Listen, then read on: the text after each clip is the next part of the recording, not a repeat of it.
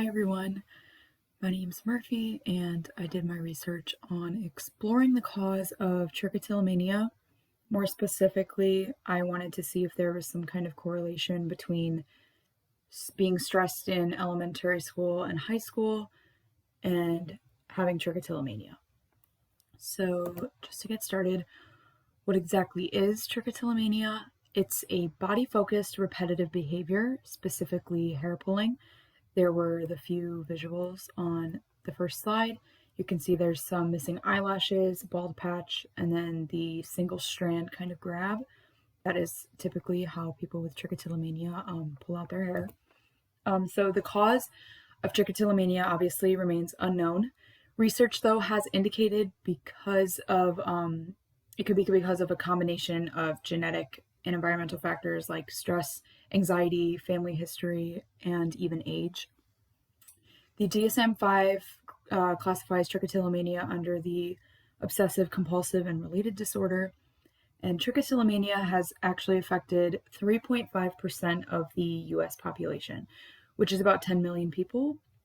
To me, that's a very large number and quite shocking. So why is trichotillomania important?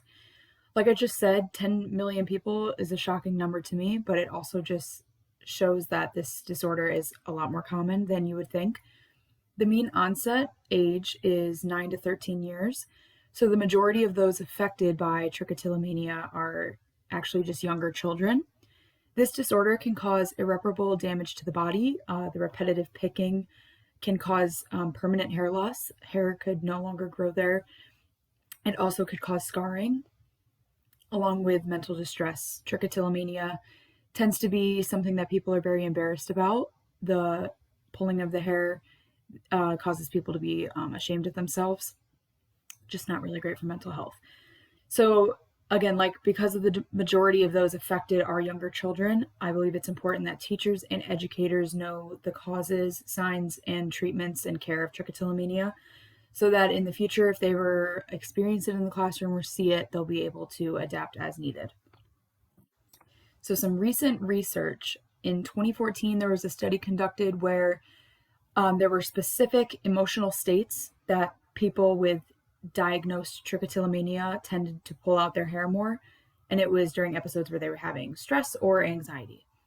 Treatment-wise, behavioral therapy has shown to be the most promising with treatment. There are some medications that help certain people, but this study showed that behavioral therapy actually was way more effective. There was another study also conducted that found people who had PTSD actually developed trichotillomania as a way, as a coping mechanism. So anytime they would have the intrusive thoughts or one of the episodes, they would just go straight to hair pulling. So I wanted to just conduct a survey of as many people I could get, asking if at any point during elementary school or high school they were ever stressed, and if that stress ever led to picking out your hair, just because I'm very interested in finding out the cause. So I don't have all of my questions that I used in the survey on this PowerPoint, but I did ask for people just to identify their gender. And then I went straight into the first question, which was, during your time in elementary, high school, were you ever stressed? I gathered 76 responses. I sent it to my social media platforms, so I think that was actually a pretty great number. Not surprised that majority were either very or somewhat stressed during school. The second question asked, if yes or somewhat to the question above, did you ever feel the urge then to pull out your hair, which referred to eyelashes, eyebrows, head hairs, or body hairs, because those are all the typical places that somebody with trichotillomania would pull from. I was not surprised that majority said no, but I was surprised that it was only 74%. 12.3% had a definite yes, and 13.7% said even sometimes. So I thought those were very actually interesting statistics to find out. And the greatest takeaway from that research is the fact that 26% of the respondents reported having the urge to pull out their hair. So somebody who is diagnosed with trichotillomania, knowing that at least 19 other people at least had the same urges as them, I believe can help, kind of break the stigma around trichotillomania. It helps with the kind of mental distress that trichotillomania probably brings people. It makes them feel less ashamed and less embarrassed. So I definitely think that was a great takeaway. I did ask 2 more questions in my survey just because I wanted to kind of gauge the awareness of trichotillomania, whether people even knew what it was called. So I did ask if you know someone who has been known to pull out their hair. And surprisingly, I got 61% of people knew somebody.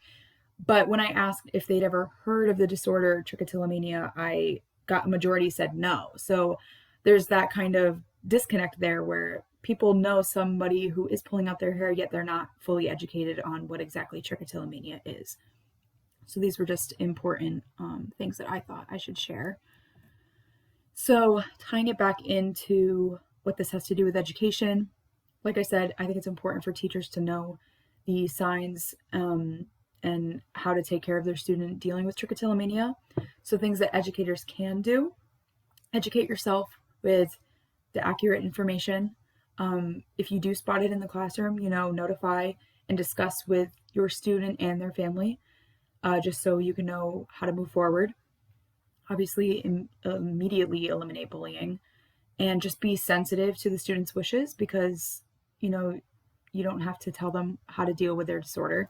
It kind of ties into the don'ts, which is don't offer unsolicited advice to the student, as well as don't make assumptions about why the student is engaging in hair pulling.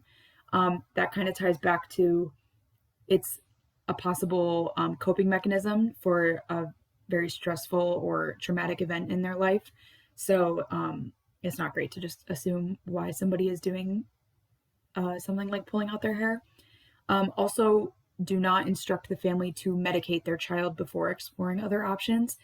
As I said with the recent research, medication actually is not the best solution for this disorder. It's behavioral therapy, but just instructing the family to medicate their child immediately and not really knowing what is actually coming from trichotillomania is just incredibly inappropriate, and it's just better to educate yourself and then discuss with the family what to do moving forward.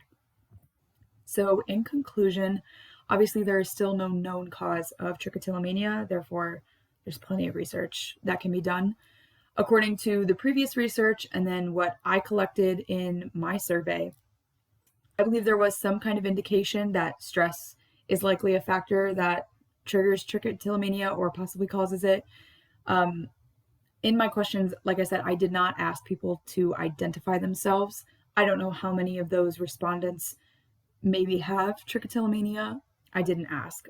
Those are things that definitely I think should be thought of in the future, as well as researchers should establish whether those with diagnosed trichotillomania have experienced a trauma, and then they should identify exactly when it started, just so we can kind of pinpoint the cause, because it's still relatively unknown. And hopefully you all learned a little bit something about trichotillomania. And yeah, you can use this information going forward. So that's my works cited, and hope you guys enjoyed.